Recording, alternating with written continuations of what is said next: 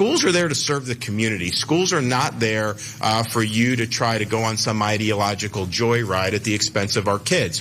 So we want to have that. We think that's important. At the same time, the idea that someone can use the parents' rights and the curriculum transparency to start objecting to every single book to try to make a mockery of this is wrong. And you've had examples where books were so put under review that are just normal books that have been in education for many, many years.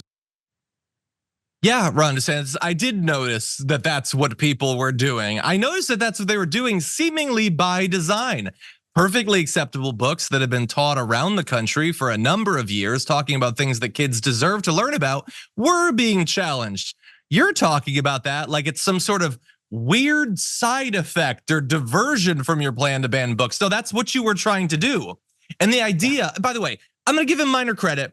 They are backing off a little bit of allowing virtually anyone to swoop in and ban however many books they want. They're gonna provide some limits on that, and we will describe it.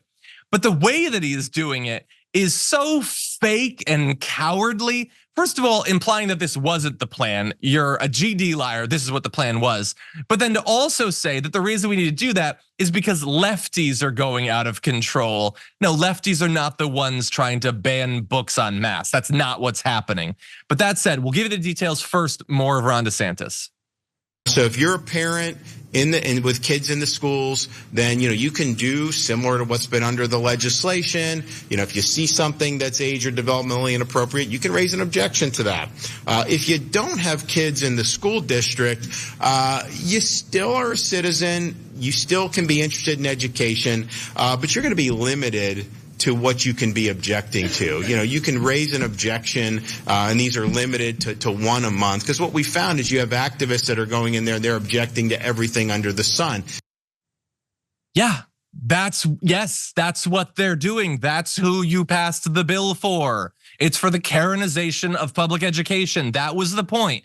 People to get a list of books that are naughty and kids shouldn't be able to see, that they saw tweeted out by libs of TikTok, books that they have not read a single word of and have no interest of reading ever. Then they swoop into a place that they don't have kids in the school district and they try to ban them so that nobody else can see the books. That was the whole plan. And now he's pretending that because some lefty made a point of trying to ban the Bible, which, by the way, if you're saying kids can't see sexual content and violence, the Bible's kind of got some of that. There's depictions of rape and murder and masturbation and all sorts of things like that. So if you're gonna be consistent, you kind of gotta ban that too. But anyway, he's being so utterly disingenuous in that. And let's talk about what's actually happened in Florida, by the way. Florida has banned over 1,400 books. Even if the Bible was on that list, that's just one. He was so happy to see so many of those books get banned. He's never gonna read them, and he doesn't care if your kid doesn't get the opportunity. He was trying to provide red meat to his base. And to be clear, it was convenient to Ron DeSantis to do this back when he thought he had a snowball's chance in hell of becoming president. Now that dream is done. Now he's stuck in Florida, and I guess he's taking stock of what's left of his state. But anyway, they deserve minor credit for backing off at least.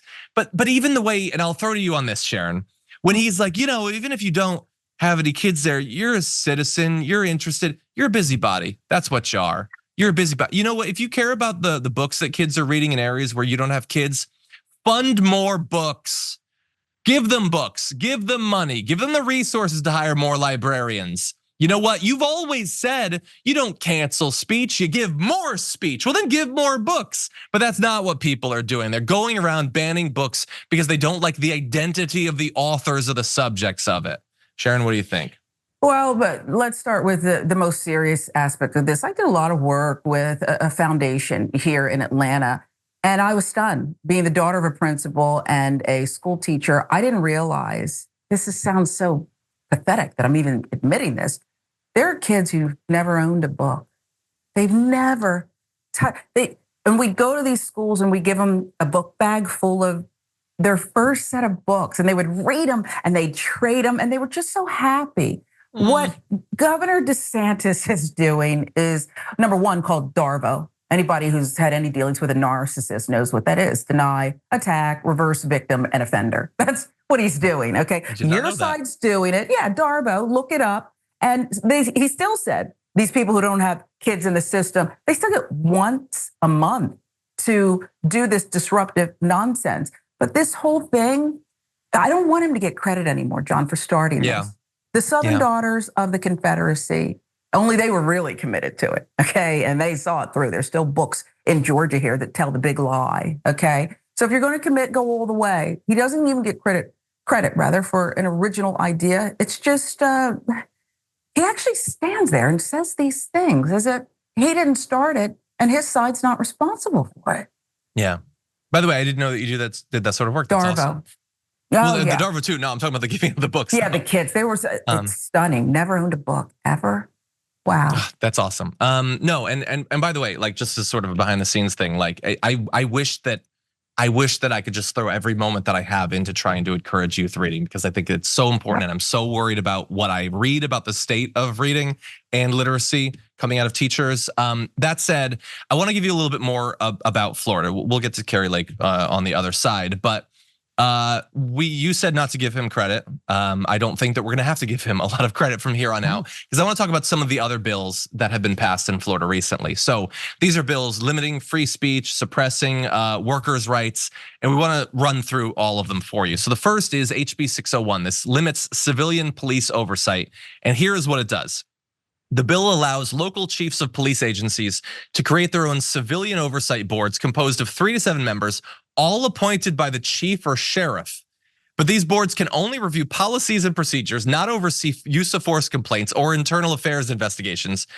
Filming cops would be considered an act without legitimate purpose, which would be enough to justify cops moving people, recording police interactions far enough away that they can't fully document the incident. I just think about that in its totality. So there's no reason why you would film a cop. You know what? I would argue that there's been many incredibly high profile reasons for why we need to film cops, but it's really inconvenient to the cops when you point out that they're lying. So don't do that. No free speech, no free filming. You get away from the cops, okay? But then we're gonna have a civilian oversight board, all chosen by the police. No civilian oversight at all. It's going to be their pals, their buddies, their family members. And even then, if they start to develop a feeling that maybe we should do something here, they're not allowed to. They can't oversee the actual things that you would want civilian oversight of. This is insane. But anyway, there had been an amendment to protect citizens' right to record that was rejected. Again, screw you and wanting oversight. No, the police can do whatever the hell they want, and you will back off and let them do that. And so obviously that has been criticized. But I also want to mention before we discuss HB 433 bars local and municipal governments from requiring heat protections for workers, which by the way, you see how hot it's getting. How hot it already was. 2010 to 2020, Florida had 215 deaths directly caused by heat.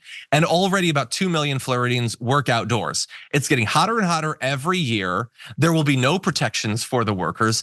Think about this is the party that claims that they care about regular people, and they're providing preemptive protection to let you potentially drop dead on the job. So what do you think about these two, Sharon? Well, just like the first one, or I don't know if that was the first one you discussed, where the police get to make all the rules and have their own oversight in yet another area, okay? Just like internal affairs, really. I think the second one is just like that. The people who are proposing these things don't see their reflection in the people that they're trying to govern here.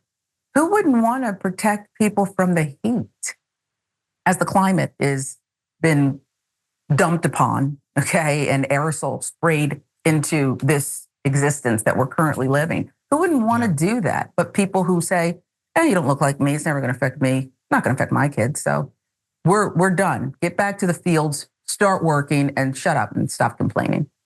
100%. And this is, by the way, this is what you need. When you have a government in Florida that refuses to acknowledge that climate change is happening, let alone do anything to stop it, well, then it gets worse. You're gonna need the continued protection of the legislature, because you know that your workers are gonna die thanks to the environment we've created. Now we need to be insulated from that. Okay, that's how it works. If you're a MAGA person, if you're a Republican and you see this and you think that they're on your side, okay, they literally are not even on the side of you living through the workday.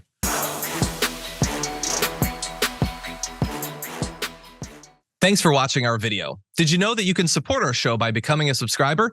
Just click the subscribe button and also ring the bell so that you get notifications when we're live or when we post new content.